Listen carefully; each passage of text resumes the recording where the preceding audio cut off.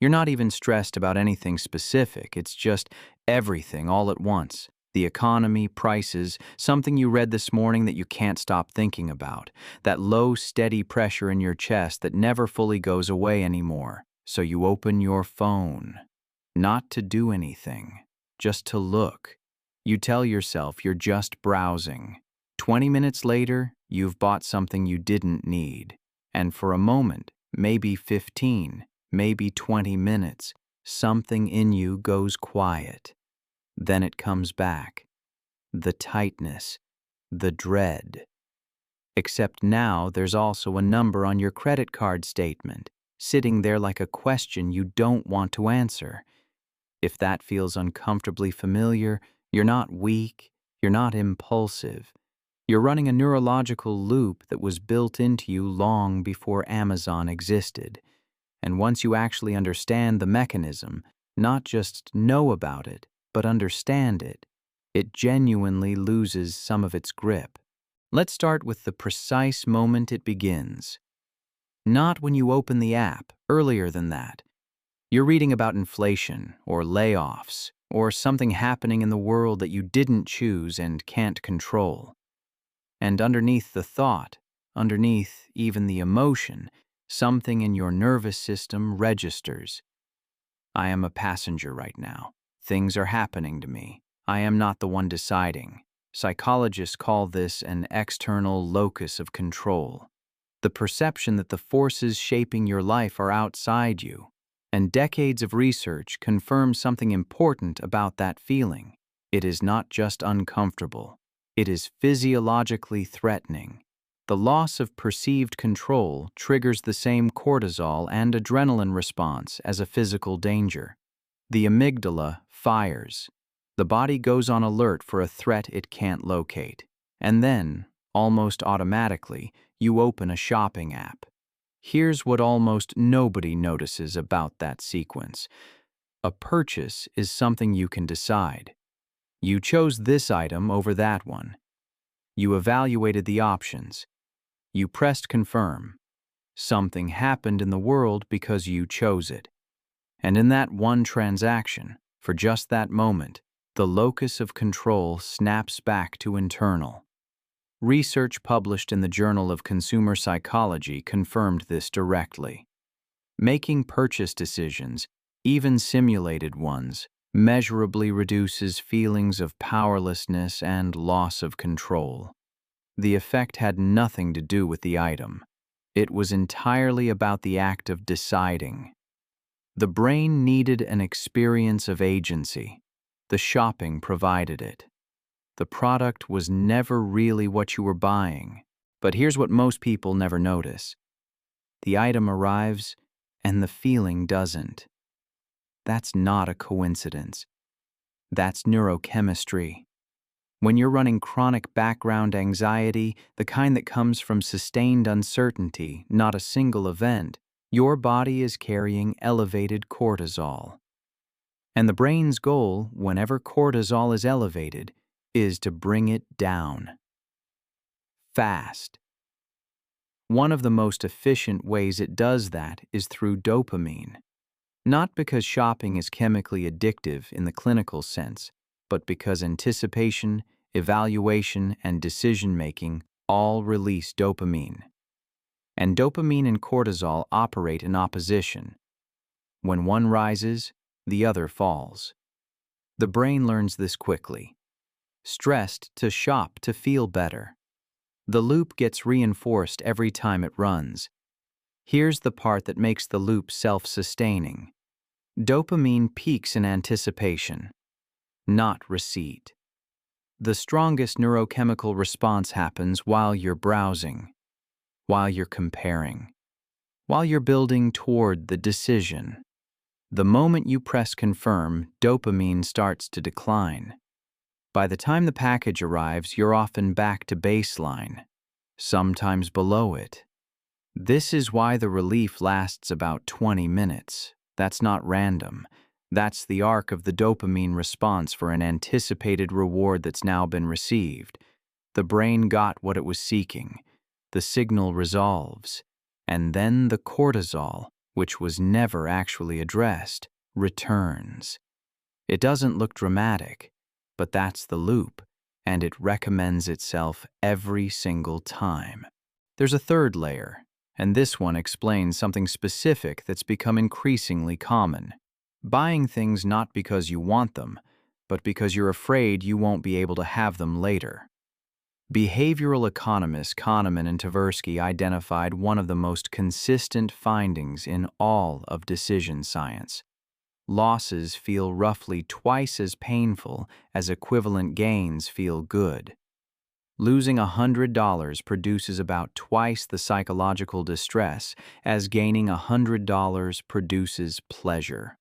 This isn't a rational calculation. It's a structural feature of how the brain evaluates outcomes, rooted deep in the amygdala. Now place that brain inside 2 years of reading about inflation, rising prices, supply chain disruptions, and economic instability. The brain isn't just anxious about now. It's anxious about a specific, anticipated future. Things will cost more later. I might not be able to afford this later. If I don't act now, I will lose something I could have had. Loss aversion makes that imagined future loss feel twice as bad as the actual cost of buying now. So the calculation the brain is running, automatically below conscious awareness, before the prefrontal cortex has had a chance to weigh in, is spend the money and feel some discomfort now. Or don't spend it and face a loss that will feel twice as painful. The brain picks the purchase every time. This is why doom spending accelerates in periods of genuine economic uncertainty. The brain isn't being irrational. It's running its standard algorithm in an environment that actually contains threats. And it arrives predictably at buy it now before it gets worse. Now, let's make the cost visible.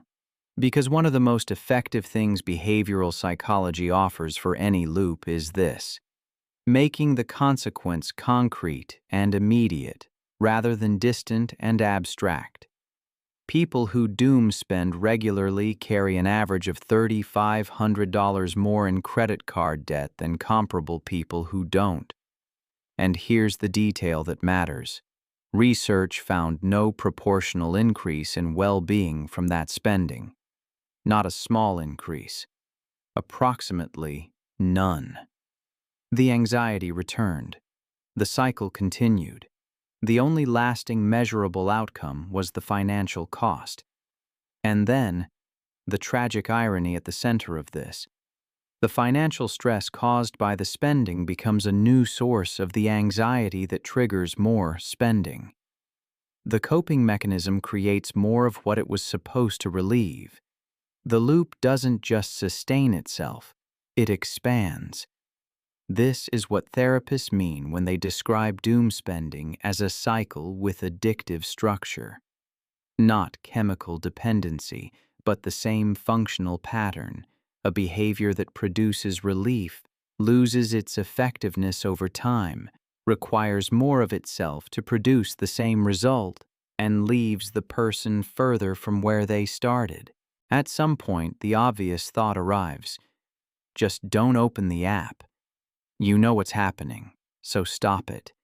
This is the same advice that doesn't work for doom scrolling, for stress eating, for every anxiety-driven behavior that runs on the same substrate. And it fails for the same reason every time.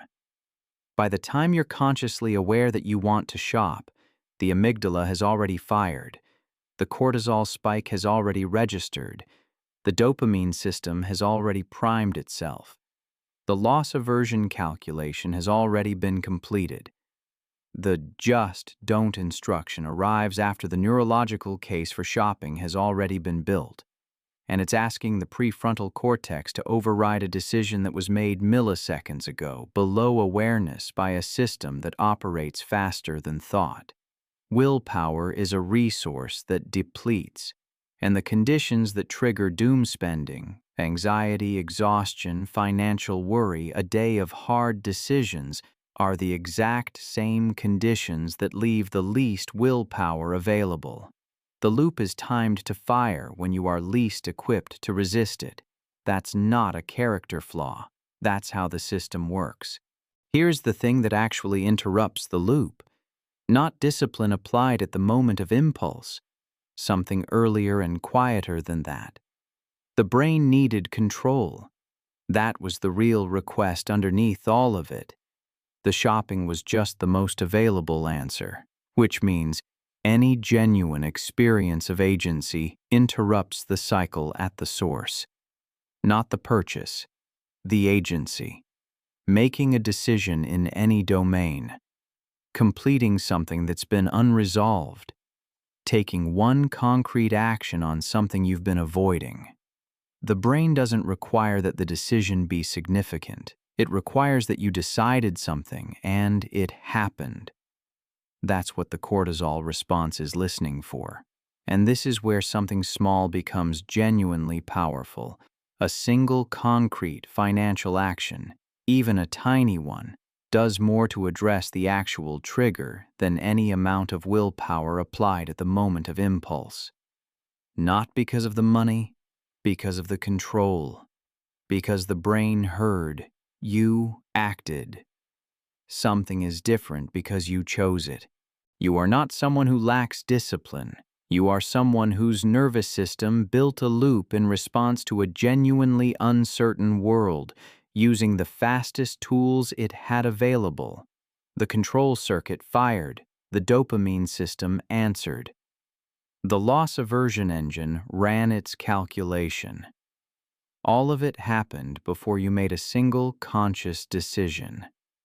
Understanding that isn't an excuse, it's the first real leverage point. Because the loop doesn't run on weakness, it runs on a system that was trying to help you and found the wrong answer. Knowing that is different from knowing you have a problem. It's knowing why the problem works the way it does. And that kind of knowing doesn't just make you feel better about it. It changes what you look for next time the chest tightens and the phone is already in your hand.